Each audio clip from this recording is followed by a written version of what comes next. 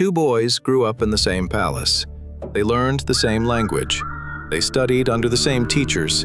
They watched the same executions. One of them would grow up to conquer Constantinople and end the Roman Empire. The other would grow up to build a forest. 20,000 bodies, 2 miles long, half a mile wide. Birds nested in their open chests. And when the conqueror of Constantinople, the most powerful man on earth, finally saw what his old friend had built, he turned around and went home. Tonight, we open the file of the boy who frightened the man who conquered the world. I'm your host. This is Paws of the Past, Case File 010. His own pen called him Drakulya. History calls him Vlad the Impaler. To understand what he became, we have to understand the place that made him.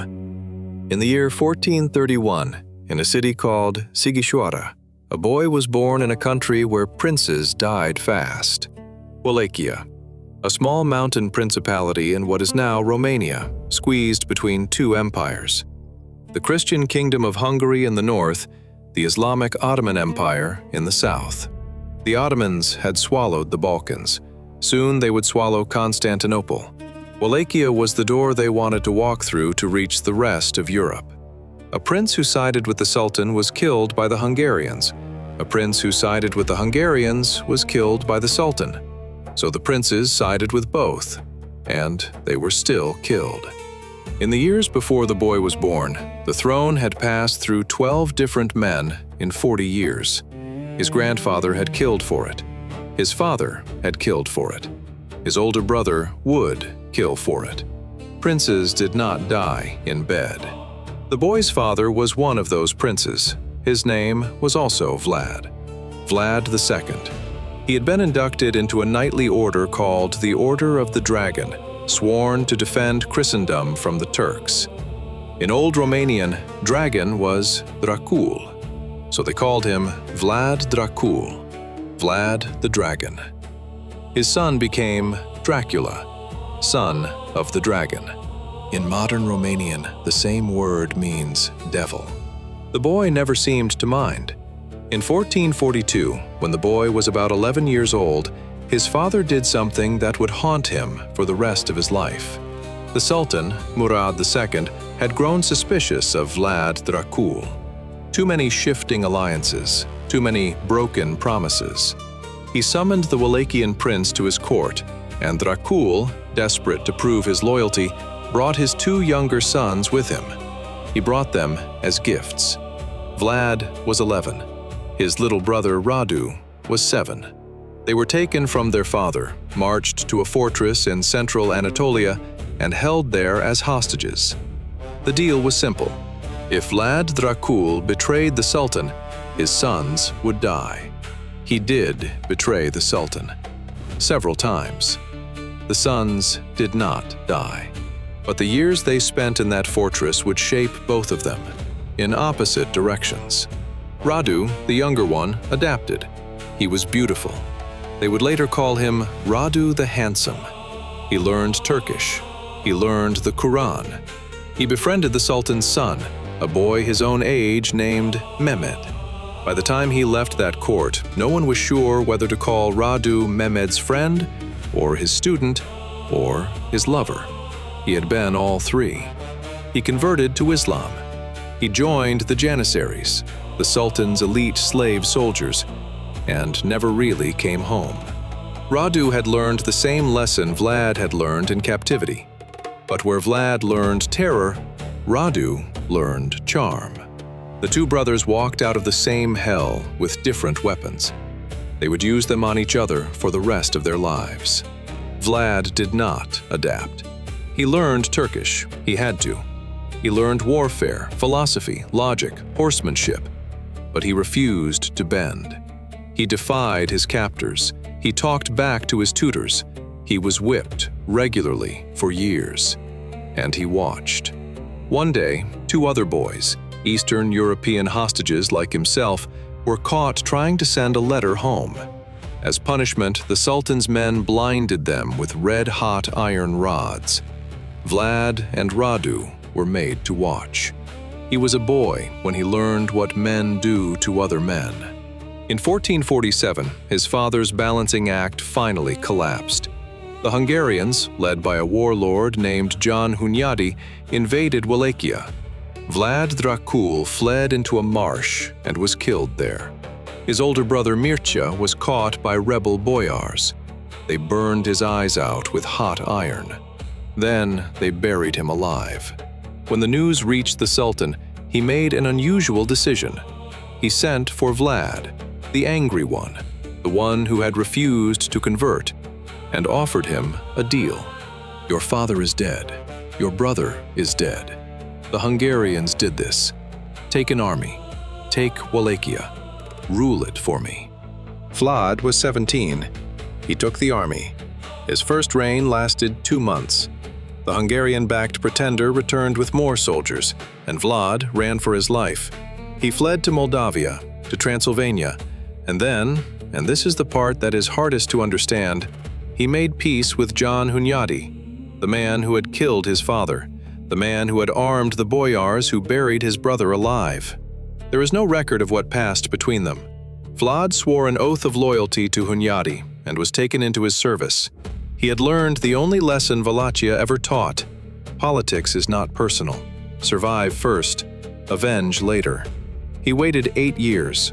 In August of 1456, 2 things happened. John Hunyadi died of plague after lifting the Ottoman siege of Belgrade. And in the night sky over Wallachia, a comet appeared. We know it today as Halley's Comet. It comes every 76 years. To Vlad, that comet was a sign from God. Proof that the throne of Wallachia was his by divine right. He had it stamped onto his coins. To this day, only one of those coins survives. The comet is still on it, a 6-pointed star with a tail. To the Pope in Rome, watching the same comet, the same light meant something else entirely. He saw it as an omen of doom, and the Pope of Rome excommunicated it from heaven. Same star, 2 countries, 2 completely opposite readings. This is the pattern of Vlad's entire life. 2 stories told about the same man, 2 readings of the same image. And from this point forward, every single thing you are about to hear was simultaneously hero and monster, justice and atrocity, the saving of a country and the burning of it. He rode into Wallachia. He met his cousin Vladislav on the field of battle outside Targovishta, and, instead of letting his soldiers do it, he challenged Vladislav to single combat. He cut his cousin down with his own hand. He was 25 years old. The crown was his again, and he had 6 years to use it before everything he was capable of would catch up with him. Vlad's first act as prince was not war. It was a dinner party. In the spring of 1457, just after Easter, he invited the boyars of Wallachia, the noble families who had murdered his father and brother, to a feast at his palace in Targovishte. The men brought their wives. They brought their children. They wore their finest clothes. According to the Cantacuzino Chronicle, 200 of them sat down at his table that night. They ate, they drank, they congratulated their new prince. Then the soldiers locked the doors. The older boyars, the men who had been there when his brother was buried alive, were taken outside and impaled within sight of the dining hall. The younger ones, and their wives and their children, were marched in their fine Easter clothes to a ruined fortress on a cliff above the Argesh River, a place called Poinati. For months, they carried bricks up that cliff, 1,500 steps, then back down, then back up. The silk frocks of the noblewomen tore on the rocks. The leather shoes wore through. By the time the fortress was finished, most of them had died, from falls, from cold, from exhaustion. The rest were barely clothed in the rags of what they had worn to Easter dinner. Vlad had a new fortress. He had a new court. He had no opposition. This is who he was by the end of his first year. And in the 5 years that followed, he did not slow down. He had a saying, written down by the men who served him: "There is no control without terror." He believed it. He lived it. He took a golden cup, solid gold, ornate, valuable. and placed it next to a public fountain in Targovište, a city of 60,000 people. Anyone could drink from it. No one was allowed to take it. According to every chronicle that survives, no one ever did. He created what he called justice. When merchants cheated their customers, he had them impaled beside common thieves. When women were unfaithful, or had been unchaste before marriage, or remained unchaste as widows, he had their breasts cut off, their bodies skinned, and their skin laid out on tables in the public square. He once impaled a man's wife because, he said, the husband's shirt was too short. A wife who cannot care for her husband does not deserve to live. He found the husband a new wife. He watched the wedding. When a mistress of his claimed to be pregnant and the midwives examined her and said she was not, Vlad took a knife to her stomach himself. "Then I will see for myself," he said. He did not like beggars. He thought they were thieves who had not yet been caught. And so one day, and this story is recorded in both German and Russian sources in slightly different words, he invited every poor person, every cripple, every sick man and woman in Wallachia to a great feast in a wooden hall in his capital. They came, they ate, they drank. And when they had finished, Vlad stood up and asked them a question. The Russian version preserves the exact words. "Do you not wish that I should deliver you from the cares of this world, so that you will not need for anything?" They cheered. They said yes. He left the hall, locked the doors, and burned it to the ground. Later, asked why, he said only this: "These men live off the sweat of others, so they are useless to humanity. Now there are no beggars in my country."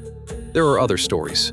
400 foreign students arrived in Wallachia, boys sent to learn the language and the culture. He burned them alive too. 300 locals were boiled in batches, and the survivors were forced to eat their flesh. 2 Hungarian monks came to his court and made the mistake of being honest about what they saw.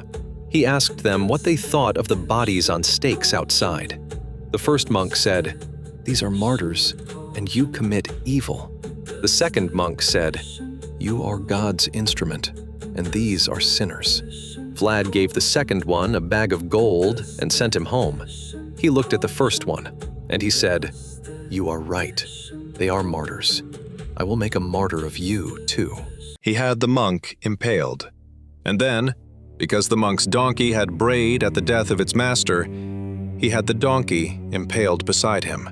I am telling you, before we get to the climax, there are stories I have not included in this file. There are stories in the German pamphlets, written by his enemies, about what he did to mothers and their nursing babies that I will not say out loud. You can find them. I would rather you didn't. By the year 1461, his name was being printed across the German-speaking world. He was, and this is not an exaggeration, one of the very first horror celebrities in European history. The printing press was new. Stories of his cruelty sold. And the more they sold, the more printers invented. He did not deny any of them. In the autumn of that year, an emissary arrived from the Sultan. The Sultan was no longer Murad. Murad was dead. The new Sultan was Mehmed, the boy Vlad had grown up with, the boy who had befriended Radu, the boy who, in 1453, had conquered Constantinople and ended the 1,000-year empire of Rome. Mehmed wanted his tribute, 10,000 gold ducats a year, 500 Wallachian boys for his Janissary corps. The emissaries, there were 2 of them, entered Vlad's hall and refused to remove their turbans. "It is our custom," they explained, "not to bare our heads in any presence."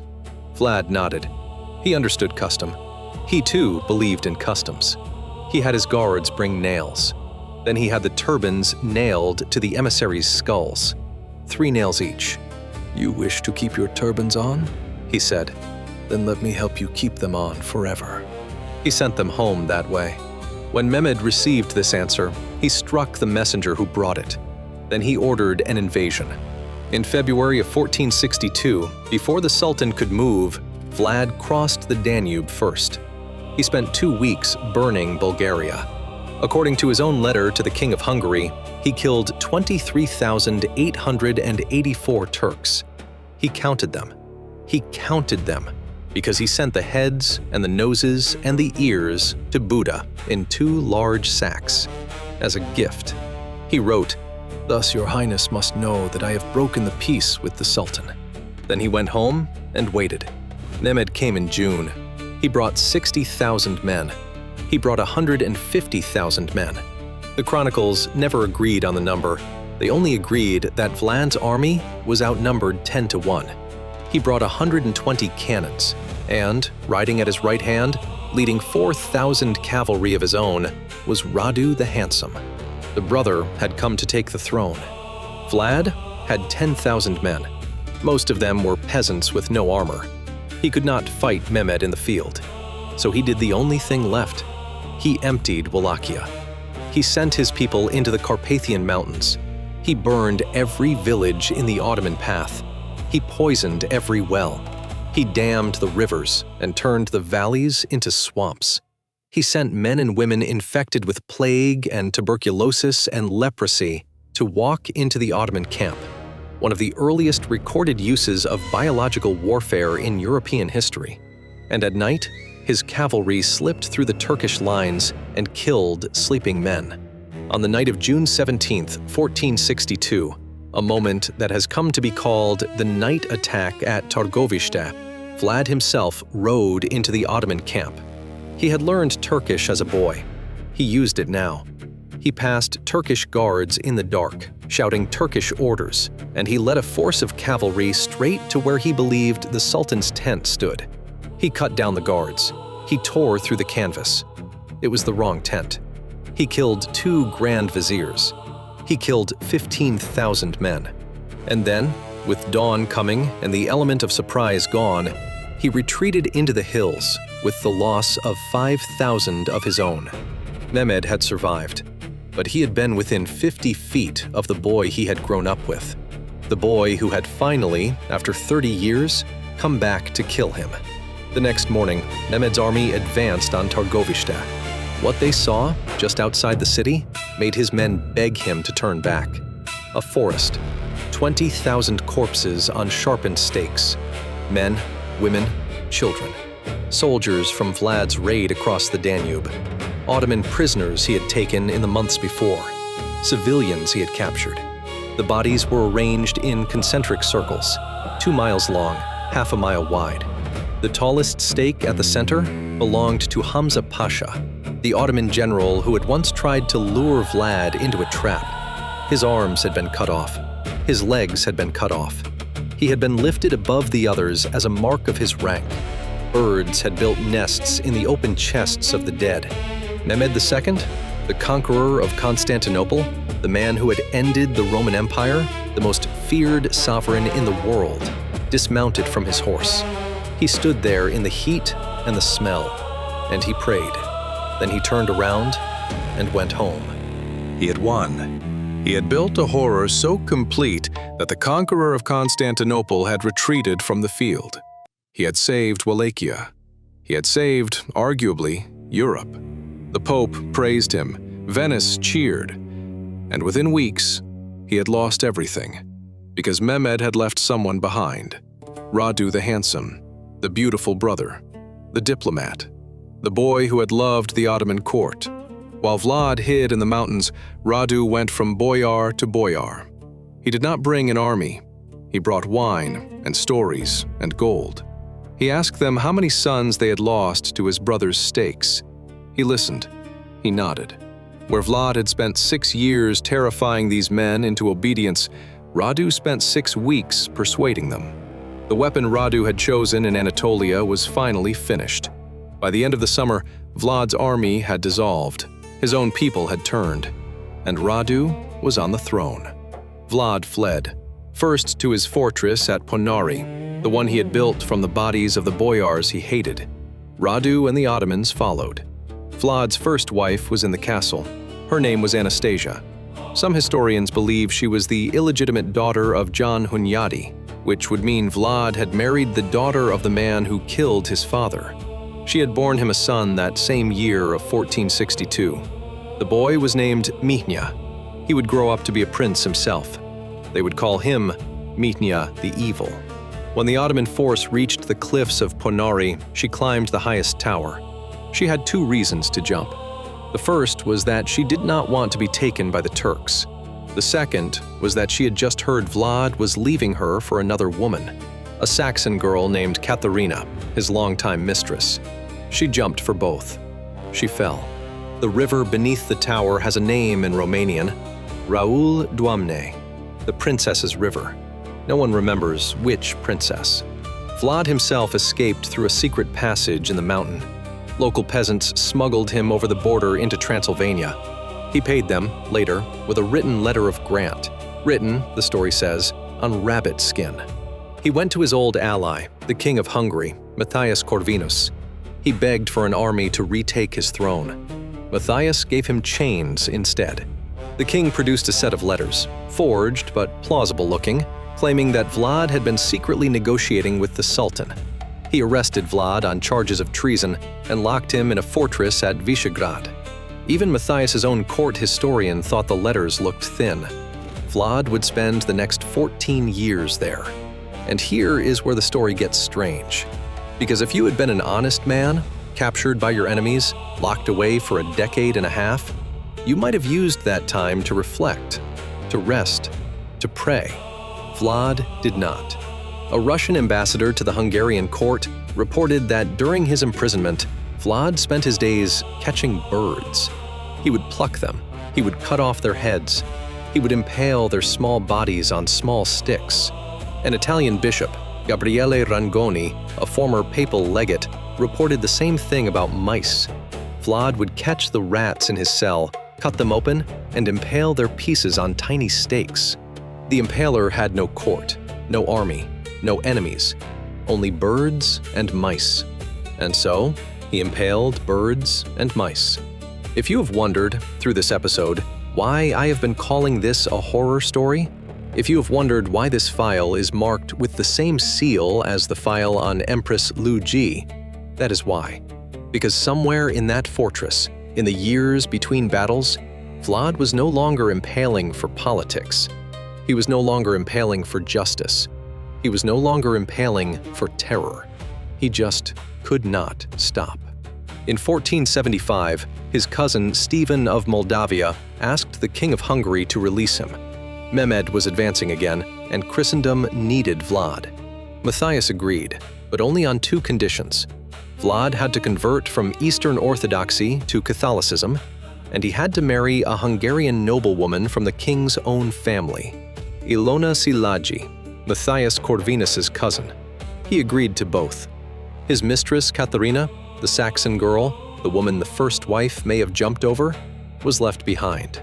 She had been with him for 20 years. She had borne him 5 children. He had never married her, but he had killed for her, once stabbing a priest who tried to protect her from his jealous rage. He left her in Wallachia. After his death, she would enter a monastery and take a vow of silence. She kept the vow until the day she died. In November of 1476, he marched south one more time. He retook Wallachia. He held it for less than 2 months. What happened to him in December has 4 answers. We have never agreed which one is the truth. The first version: he was ambushed by Ottoman forces in the forests south of Bucharest. He fought, he died. The second version: in the confusion of battle, his own soldiers killed him, because Vlad, true to a lifetime of habit, had disguised himself as a Turk. His own men did not recognize him. His own trick killed him. The third version: the boyars who had always hated him used the chaos to assassinate him. The fourth version, the strangest: he simply tripped and fell. What every source agrees on is this: his head was cut off. The head was placed inside a barrel of honey, sealed, and shipped to Constantinople. Mehmed II, the boy he had grown up with, the man who had retreated from his forest, finally received the proof he needed. He had the head placed on a stake at the gates of the city he had conquered, so that everyone passing through could see that the Impaler was dead. The last known location of the head is a street in modern Istanbul, Bankalar Caddesi, in the neighborhood of Karaköy. The Turkish name of the street, even today, is Voyvoda Caddesi, Voivode Street. The street is named for him. His body was never found. And this is where the file should close. But the file does not close. In 1933, a Romanian archaeologist named Dinu V. Rossetti excavated what was, by tradition, the burial place of Vlad the Impaler, the Snagov Monastery, on a small island in a lake outside Bucharest. The local story said that monks had recovered Vlad's headless body from the marshes and buried him secretly, deep beneath the church floor. Rossetti dug. He found no human remains. He found horse bones. He found scattered artifacts, a ring, a crown, fragments of purple and gold silk. He had them all sent to the History Museum of Bucharest for analysis. Every single artifact disappeared. There are two ways to interpret what happened. The serious historian said, "This is not the right tomb. He must be buried somewhere else, perhaps at a monastery called Comania, which Vlad himself had founded." In the 1970s, archaeologists excavated Comania, and they found a headless body. They could not prove it was him. The locals had a different interpretation. They said, of course there was no body. The vampire had flown away. And then, in 2014, a researcher in Naples, Italy, looked at a tomb in the cloister of a small church called Santa Maria la Nova. The tomb was carved with a dragon, the symbol of the Order of the Dragon. It was also carved with symbols from ancient Egypt, which was strange. It was inscribed with words no one had ever been able to read. In July of 2025, the inscription was finally deciphered. It was an epitaph. To Vlad the Pious. The Italian researchers think this. Vlad was not killed in battle in 1476. He was captured by the Ottomans, held in secret, and his daughter, a woman named Maria Balsa, ransomed him. She brought him to Naples in disguise. And after his death, she buried him inside her father-in-law's tomb. The tomb is still there. It is still sealed. As of this recording, no one has opened it. 3 monasteries, 1 missing head, 548 years. We still don't know where he is. But one file is never enough. If there is a grave in your country, your town, or the churchyard behind your grandmother's house, a grave no one tends, a name no one speaks, leave it on my desk. I will not answer, but I will read. The most haunting one I will open in the next file, without your name. But you will know. In the year 1875, an Irishman traveled to Naples with his father. He was not a famous man then. He was a theater clerk. He spent a few weeks in the city. He walked its narrow streets. He went home. 22 years later, he published a book. The book was called The Undead at first. He changed the title before publication.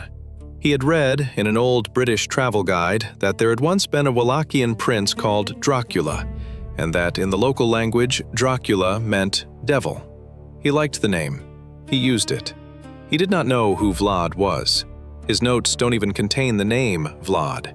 Bram Stoker wrote a story about an aristocratic vampire and gave him the name of a man whose tomb was a 15-minute walk from the inn where he had stayed. You could call that a coincidence. You could also notice that Vlad himself signed his own letters, in his own handwriting in 1475, with the same name, Drakulya. He liked the name too. Halley's Comet returned over Wallachia in 1456, the year he took the throne. It has come back 7 times since, over wars, over empires, over cities on fire. It will return in the summer of 2061. Someone, somewhere, will read it as a sign from God. Someone else will read it as an omen of doom. That has always been the trick with him, with this man. The 2 readings are not contradictions. They are not errors. The villagers near Snagov, after the 1933 excavation, said the vampire had flown away. The serious historians said, of course not. He's just somewhere we haven't looked yet. I would not bet against either of them. Both stories are the man, the prince, the devil, the missing body. This was Case File 010. Until next time, watch the shadows. They watch you back.